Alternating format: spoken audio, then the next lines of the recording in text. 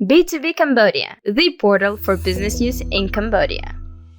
What makes it favorable for European businesses and investment to actually come here and establish themselves? Yeah, I mean, this is what I'm trying to tell. Every time I go to a meeting, when we have the possibility of having new footprint here in Cambodia, it's the same thing. Cambodia offers some very favorable terms. I mean, never mind the EBA, sort of basically the free trade agreement with Europe. Of course, now we know that has also favorable terms with the US. And it also lives within ASEAN. So you have access to already 700 to 1 billion people, just amongst these sort of numbers here. And you still can own your company 100%. Now, this is true in other regions in ASEAN, for example, Singapore, up to a point, Thailand, Vietnam offer some of this, but Cambodia really actually is quite a liberal market. Right. And coupled with the huge amount of development finance that's available, I think that the numbers don't make it justice. I think Cambodia will see, as it drives towards its 2050 self-imposed target of becoming a high-income country.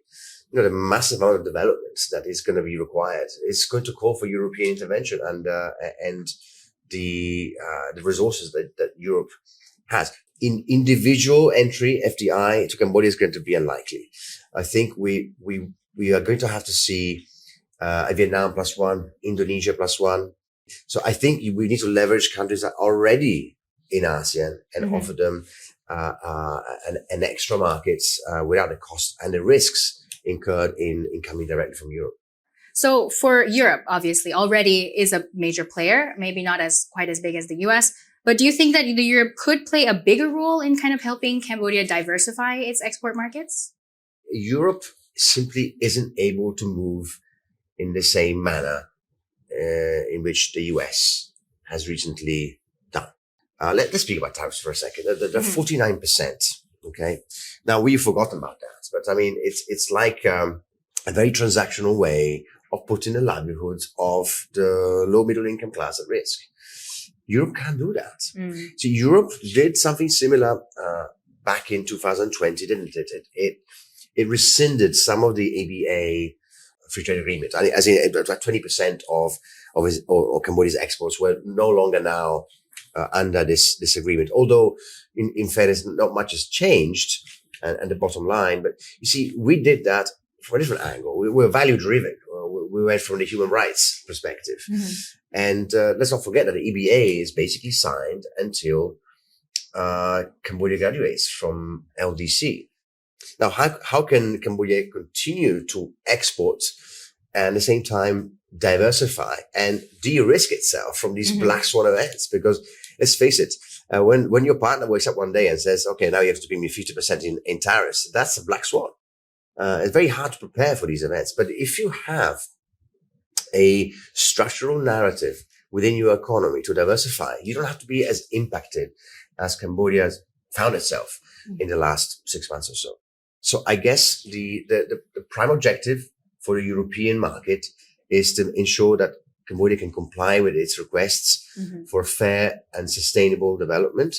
So we need to institute trainings. We need to look at STEM before we even look at further diversification. However, I think Europe is really looking at agro and renewable energy and clean water and education as the future for its FDI investments for the next 4 to 8 years. I think that will be a key driver for Cambodia's export towards Europe and hopefully making it more competitive against the US. So for European businesses, what are the key areas of opportunity that you see for the future in the kingdom? And also on the side of that, what kind of initiatives does EuroCham Cambodia kind of plan to initiate to kind of help this process?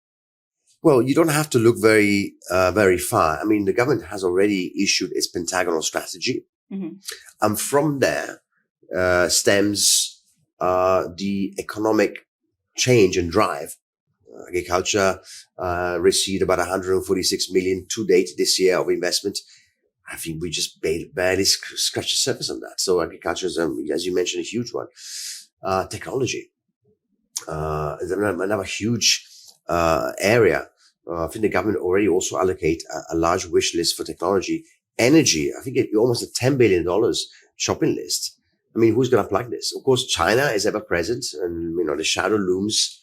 But Europe is a key leader in some of these sectors. And how can we use the immense financial tools available at the European delegation? I mean, you're talking about blended finance, concessional loans, guarantees. There are several windows in which the European delegation is working.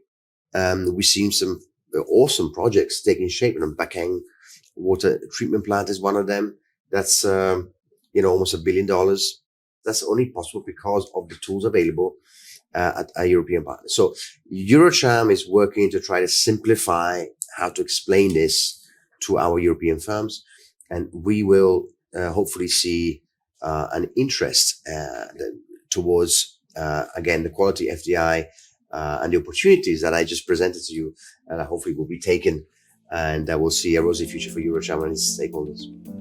Gabby, thank you so much for your time today. It was a real pleasure speaking with you, and I think it was a very enlightening discussion. And of course, congratulations again for EuroCham hitting 15th anniversary. It's amazing to hear. Thank you very much. Pleasure's mine. You've been with B2B Cambodia. Thanks for watching. Join us next time as we continue to bring you more news, updates, and developments from the business community in the Kingdom of Cambodia.